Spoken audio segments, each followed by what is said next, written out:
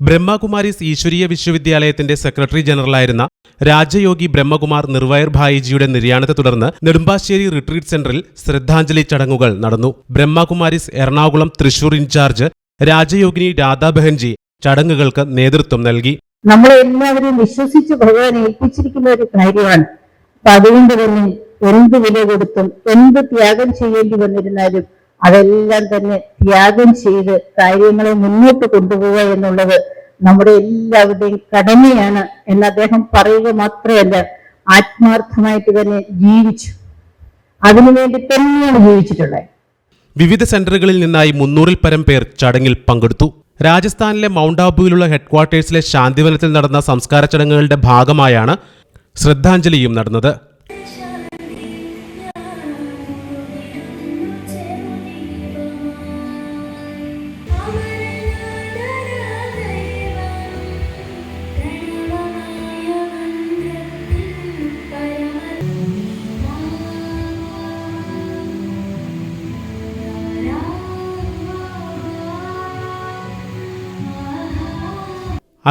വർഷക്കാലം ബ്രഹ്മകുമാരീസിൽ സജീവ സാന്നിധ്യമായിരുന്ന നിർവയർ ഭായിജി മതരാഷ്ട്രീയത്തിനതീതമായി ഈശ്വരീയ വിശ്വവിദ്യാലയത്തിനു വേണ്ടി പ്രവർത്തിച്ചിരുന്നു.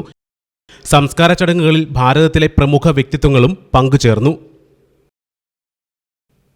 News desk, C news, Kerala.